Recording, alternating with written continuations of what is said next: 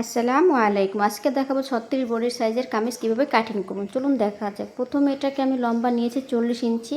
এটাকে আমি 4 ভাঁজ করে নিয়েছি। তো প্রথমে আমি কাঁধটা যেটা নিয়েছি সেটা নেব আমি 6.25 ইঞ্চি, আর যেটা বগলের লম্বা সেটাও আমি 6.25 ইঞ্চি নেব।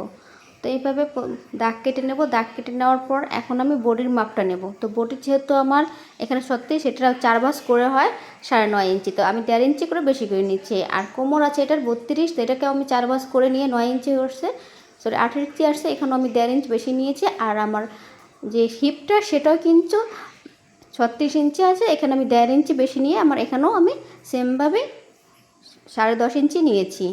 তো এটাকে আমি লম্বা কোনাকুনি করে এখানে আমি কেটে নিয়েছি। আর আমি যেটা নিচের যে ঘেরটা সেটা নিয়েছি আমি 15 ইঞ্চি। থাকবে আমার, মানে 15 ইঞ্চি দিলে থাকবে আমার 1 ইঞ্চি সেলাইতে চলে গেলে থাকবে আমার 14 ইঞ্চি। তো এই অনুযায়ী আমার এই 36 কামিজটা আমি কেটে ফেললাম। তো কেটে নেওয়ার পর এখন ওটাকে আমি হাতাটা কাটিং করে নেব। তো হাতাটা কাটিং করার জন্য এখানে আমি যে হাতাটার কাপড়টা ছিল সেটা আমি 4 ভাঁজ করে নিয়েছি। তো 4 ভাঁজ করে নেওয়ার পর এখন এটা যেহেতু আমি বগল আমি 6.5 ইঞ্চি নিয়েছি, এখানে আমি 2 ইঞ্চি বেশি 4 যে ভাঁজটা করেছি সেই ভাঁজটা আমি 4 ইঞ্চি মানে 2 ইঞ্চি বেশি নেব।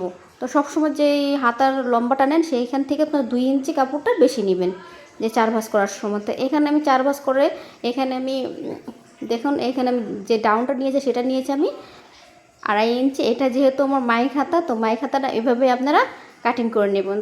তো মাইক হাতাটা কাটিং হয়ে গেল। তো এভাবে আপনারা মাইক হাতাটা কীভাবে কাটিং করবেন সেটা আমি দেখিয়ে দিচ্ছি। এখানেও লম্বা নিয়েছি আমি 14 ইঞ্চি, আর হাতার নিচে নিয়েছি আমি হলো যেটা ঘেরে সেটা আমি 7 ইঞ্চি নিয়েছি, আর এখানে আমি 8 ইঞ্চি নিয়েছি। তো এভাবে আমি দাগ কেটে সুন্দর করে কাটিং করে নিলাম। তো হয়ে গেল 36 বডির কাটিং কামিজ কাটিং। কেমন হয়েছে অবশ্যই কমেন্টে জানাবেন।